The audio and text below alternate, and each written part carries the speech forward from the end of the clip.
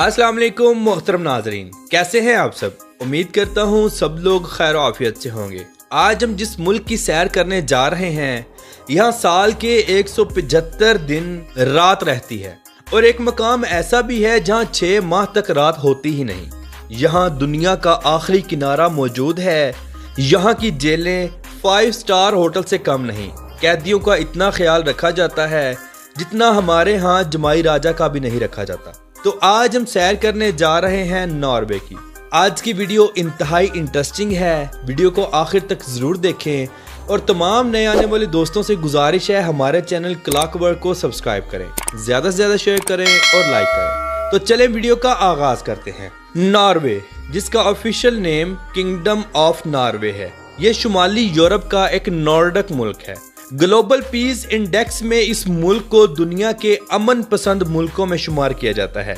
ये मुल्क मुख्तलिफ छोटे बड़े जजीरों से मिलकर बना है।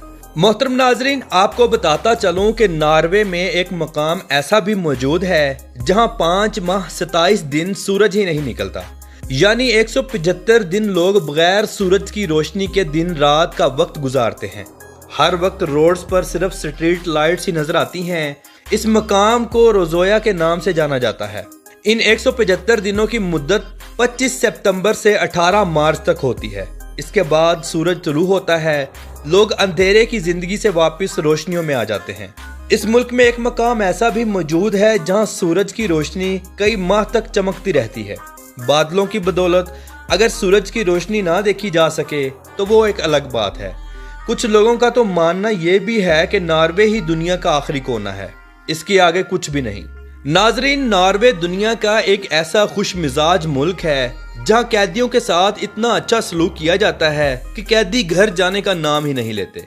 नॉर्वे में कैदियों को एक बेहतरीन जेल में रखा जाता है। इस जेल में कैदियों को दुनिया की बेहतरीन आसाइशें दी जाती हैं। यहाँ VIP खाने फराहम किए जाते हैं, हत्ता कि जो कैदी खाना कहता है वो उसे पका कर दिया जाता है। दूध, फ्रूट्स, कॉफी, चाय हर वक्त अवेलेबल होती है। बेहतरीन टीवी लॉन्च, खूबसूरत बाथरूम्स और सेल में VIP बेड का इंतजाम होता है। कैदियों को वाईफाई की सहूलत भी दी जाती है। मोबाइल फोन को कैदियों से नहीं लिया जाता, हत्ता कि कैदी कोई भी ऑनलाइन काम करके पैसा कमा सकते हैं। कैदियों की सजा मुकम्मल होने पर उनको रिहा कर दिया जाता है और दोबारा जुर्म ना करने की तलकीन की जाती है। लेकिन बहुत से कैदी तो दोबारा जुर्म करते हैं क्योंकि उनको बाहर की जिंदगी से बेहतर अंदर की जिंदगी लगती है। नॉर्वे में कत्ल की सजा फांसी नहीं है, यहाँ सिर्फ कत्ल की सजा उम्र कैद है। लेकिन कत्ल वाले मुजरिमों को आम कैदियों की निस्बत थोड़ी सख्त जेलों में रखा जाता है, अलबत्ता मारपीट नहीं की जाती। नॉर्वे मुख्तलिफ छोटे बड़े जजीरों से मिलकर बना है। आज से आधी सदी पहले नॉर्वे के दूर दराज जजीरों और इलाकों तक रसाई बहुत मुश्किल थी, लेकिन आज ये मुल्क मुकम्मल तौर पर अपने करीबी या दूर दराज जजीरों को बेहतरीन सड़कों, खूबसूरत पुलों और पहाड़ियों को काट कर टनल के जरिए जुड़ा हुआ है। ये कुदरती खूबसूरती रखने वाला मुल्क है। नॉर्वे में दुनिया की खूबसूरत तरीन झीलें मौजूद हैं जिनको देखकर कुदरत की शाहकारी पर नाज आता है। नॉर्वे की मुल्की सरहदें स्वीडन, फिनलैंड और रूस के साथ मिलती हैं। ये मुल्क दुनिया के अमीर तरीन मुल्कों में शुमार होता है। एक रिपोर्ट के मुताबिक नॉर्वे का कोई भी बाशिंदा दूसरे यूरोपीय मुल्कों की निस्बत ज्यादा अमीर है। नॉर्वे का कुल रकबा 3,85,207 मुरब्बा किलोमीटर है। इस रकबे के 5.32% हिस्से पर पानी मौजूद है। नॉर्वे की कुल आबादी 55,50,203 लोगों पर मुश्तमिल है, जिनमें 81.5% नॉर्वियन लोग आबाद हैं और बाकी 18.5% नॉन नॉर्वियन लोग आबाद हैं। नॉर्वे में जराइम ना होने के बराबर हैं। यहाँ की पुलिस दुनिया की अमन पसंद पुलिस में शुमार होती है। एक रिपोर्ट के मुताबिक नॉर्वे की पुलिस ने पिछले 8 सालों के दौरान एक भी गन शूट नहीं किया। यहाँ की पुलिस की नौकरी इंतहाई आरामदाह है। नॉर्वे में सबसे ज्यादा बोली जाने वाली जुबान नॉर्वियन और सामी है। ये दोनों जुबानें नॉर्वे की ऑफिशियल जुबानें हैं। इसके अलावा कोवियन, रोमानी, सेकंड रोमानी और नॉर्वियन साइन जुबानें बोली जाती हैं। इंग्लिश जुबान का भी कसीर तादाद में इस्तेमाल होता है। नॉर्वे दुनिया का सबसे बड़ा मुल्क है जो सालमोन मछली को पूरी दुनिया में एक्सपोर्ट करता है। एक रिपोर्ट के मुताबिक नॉर्वे पूरी दुनिया की सालमोन मछली का 50% दुनिया में एक्सपोर्ट करता है, जिसने मुल्क की माशियत को काफी सहारा दिया हुआ है। नार्वे का दुनिया के उन ममालिक में शुमार होता है जो मुल्क की 98% बिजली सिर्फ पानी से पैदा करता है। नार्वे के लोग सख्त सर्दी में ठंडे पानी से वीक में एक बार जरूर नहाते हैं। इनका मानना है ऐसा करने से दिमाग और जिस्म को ताकत मिलती है और ऐसा करने से आने वाला वक्त अच्छा आता है। नार्वे में एक मकाम ऐसा भी मौजूद है जिसे last corner of the world कहा जाता है। इससे आगे दुनिया खत्म हो जाती है। लोग पूरी दुनिया से यहाँ इस किनारे को देखने के लिए आते हैं। नार्वे में परिंदों की एक मखसूस किस्म जो लाखों नहीं बल्कि करोड़ों की तादाद में होती है, हर साल नार्वे के पहाड़ी और खाली मैदानी इलाकों में अपना डेरा जमाती है। इन परिंदों की सेफ्टी और इनकी नस्ल का खासा ख्याल रखा जाता है। हत्ता कि नार्वे में विंड मील्स को भी ब्लैक कलर कर दिया जाता है ताकि परिंदे बेध्यानी में पंखों से ना टकरा जाएं। नार्वे दुनिया का एक ऐसा मुल्क है जहां कुत्तों से बेपनाह मोहब्बत की जाती है। नार्वे में कुत्ते को पटा डालकर या रस्सी डालकर बांध कर रखना बिल्कुल ममनू है। ऐसा करने पर आपको सजा हो सकती है। कुत्तों से बिल्कुल घर के फर्द जैसा सलूक किया जाता है। कुत्तों की देखभाल और इनके खाने पीने से लेकर अद्वियात तक के डॉक्टर्स मौजूद हैं। नार्वे में टैक्स बहुत ज्यादा है, इसके बावजूद अवाम काफी खुशहाल है। नार्वे में किसी भी शख्स की कमाई छुपी हुई नहीं है। यहाँ का टैक्स डिपार्टमेंट हर नार्वे के शहरी की आमदनी अपनी वेबसाइट पर अपलोड कर देता है। कोई भी इंसान वेबसाइट ओपन करके देख सकता है। नार्वे ग्लोबल रिपोर्ट के मुताबिक दुनिया के उन टॉप 10 ममालिक में शुमार होता है जहाँ के लोग इंतहाई खुशहाल हैं। नार्वे में कुछ इलाके ऐसे भी मौजूद हैं जहां आप आसमान को रात के वक्त इंतहाई करीब से देखेंगे। लगता है जैसे सितारे बहुत ज्यादा नजदीक हैं। रात के वक्त आसमान पर मुख्तलिफ किस्म की रंग बिरंगी खूबसूरत रोशनियां भी नजर आती हैं। टूरिस्ट हजरात रात के वक्त इन मकाम पर जरूर जाते हैं और इस खूबसूरत नज़ारे से लुत्फ अंदोज होते हैं। नार्वे में तालीम पर खर्चा बिल्कुल ना होने के बराबर है। दूसरे मुल्कों से भी स्टूडेंट नार्वे आकर अपनी तालीम मुकम्मल करते हैं। नार्वे में हेल्थ का शोबा बहुत जबरदस्त है। यहाँ के लोग ज्यादा बीमार नहीं होते, अपनी फिटनेस का खास ख्याल रखते हैं। अगर बात करें यहाँ के लोगों के मजहब की तो 74.9% के साथ क्रिश्चियन मजहब सबसे ज्यादा है। इनके अलावा 3.1% इस्लाम, 21.2% का कोई मजहब नहीं और बाकी 0.8% लोग दूसरे मजहबों से ताल्लुक रखते हैं। नार्वे का कॉलिंग कोड +47 है और इंटरनेट डोमेन नेम .no है।